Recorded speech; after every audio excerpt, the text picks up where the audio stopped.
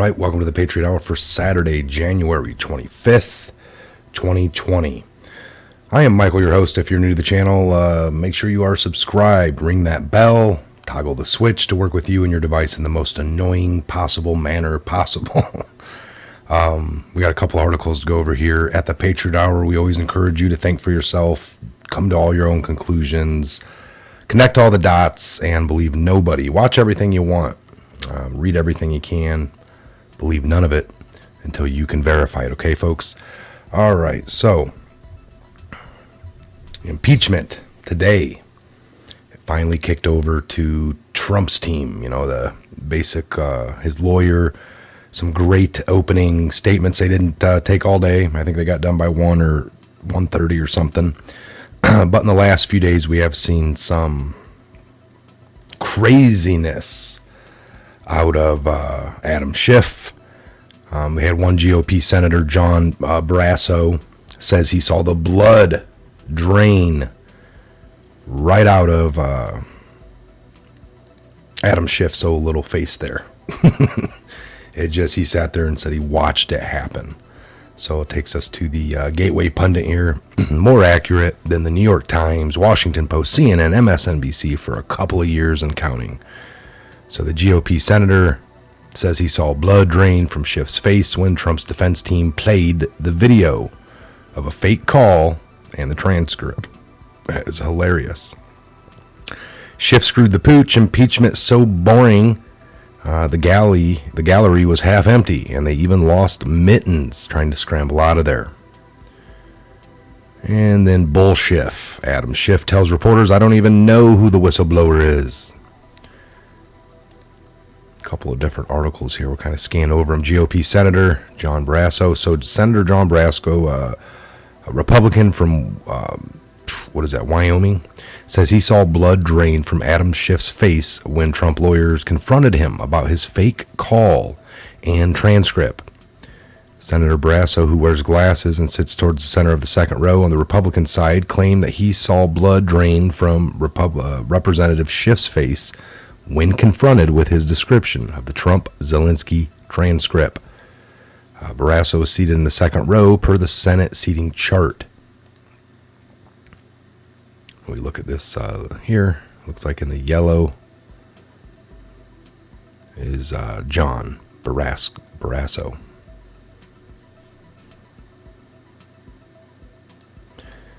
So where Barrasso sits, Deputy White House Counsel Mike Purpura opened the White House defense of President Donald Trump with the video of Adam Schiff's fake call and transcript he read during the House impeachment proceedings.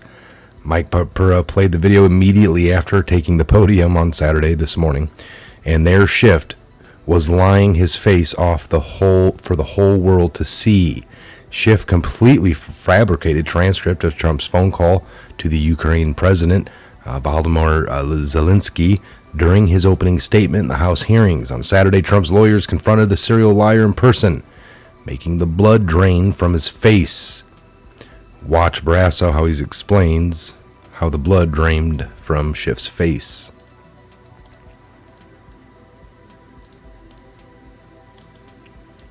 I got to copy that address and bring it in the proper way here so you can hear it.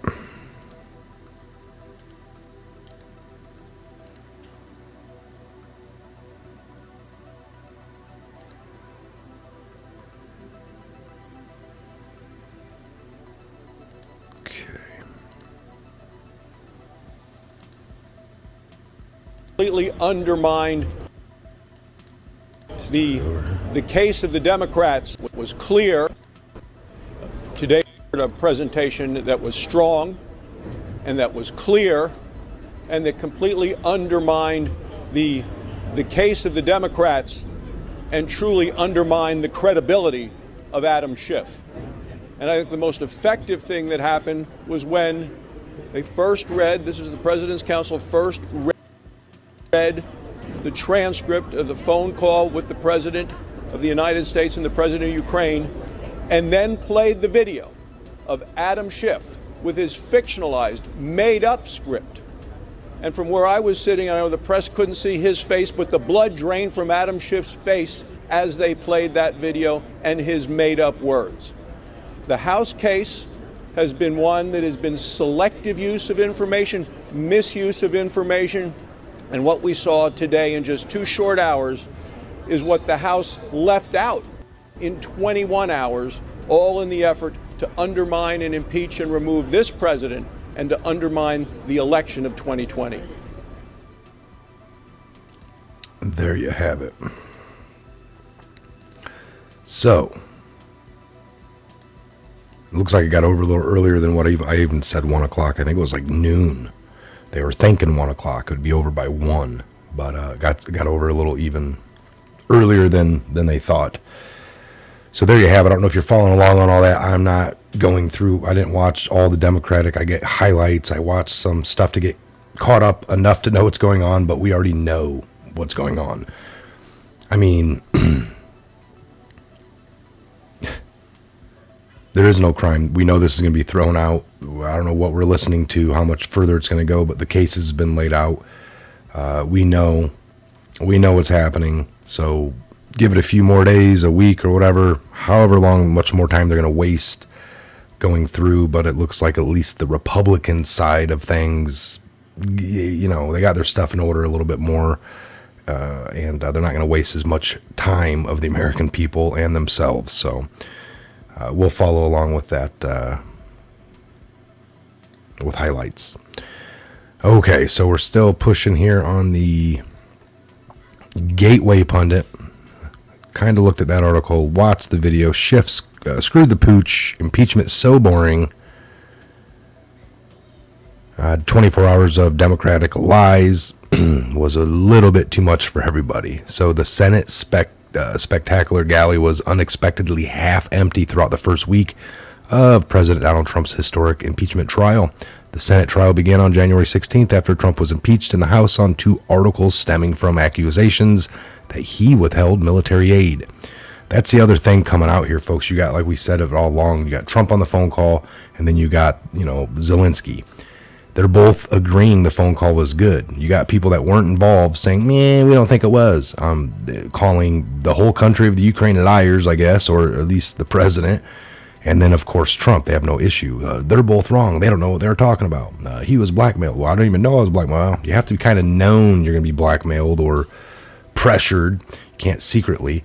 Unbelievable that, like I said, they go through Trump tweets. If they say something perfectly that they like, they stick with it. Trump said it here.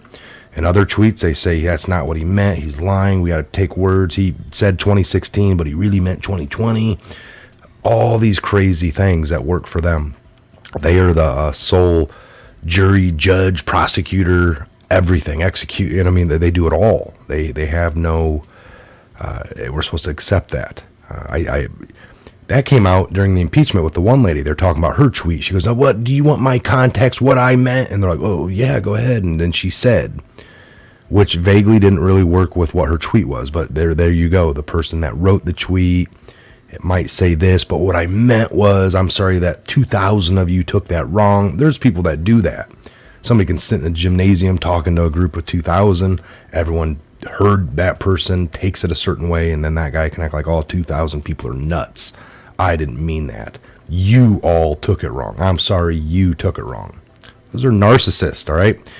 Mix that in with some of these other things, and these people can get real devious. But she wanted to explain what her tweet meant, and don't take it out of context and don't add things. And then when they got to Trump or Trump Jr., she wanted to say, well, I think he meant. It's like, well, he said what it meant, kind of like you do with your own tweets. He said this. See how that works? I've had, people in my lives in the past that would like to tell me how they think and how I think. I didn't have a say-so in any of it. And I don't like to deal with people like that. So I'm not going to deal with them in my own life personally, and I'm not going to deal with it from politicians or fake news media trying to tell me. Oh, hell no. Neither should you. All right, so that all just kind of blew by this week. All right, Democrats lost 1/3 of the audience in 3 days. That's the big news. So it was so bad this week for Democrats that they even lost mittens. During the break, GOP Senator Mike Braun walked by his neighbor, Republican Senator Mitt Romney, and told him, "I think we've got another 6 hours." Romney looked genuinely surprised and overwhelmed. "Oh, geez," he said, shaking his head. "No one's watching." A few seconds later, GOP Senator Tim Scott walked by and said something to Romney, who responded, "I'm dying, I'm dying." He then opened up a bag of what looked like peanuts, then walked over to talk to Senator Majority Leader Mitch McConnell. Unbelievable. I mean, it's hilarious. It's hilarious. All right. Got kids here, of course, this weekend. And some fun times going on. But anyway, I wanted to get those articles read out to you guys. It's 11 minutes in. We'll keep it at that. Short and sweet. It's Saturday night. Enjoy your family. Enjoy your time. Glad you can join in for a few minutes. If you're not subscribed, make sure you are. Give us a thumbs up. It helps beat the algorithm. Share this video across all of your social media platforms. You have my permission. Share it across far and wide while you can. Help wake up your friends, family, neighbors, however you can. The old days of screaming at people, "You're wrong, I'm right, you're evil, I'm good, listen to me," can't work. Work off that mutual ground, find that little common ground, work off that. Facts, stick to some of the mainstream facts. The rest will come out in the end.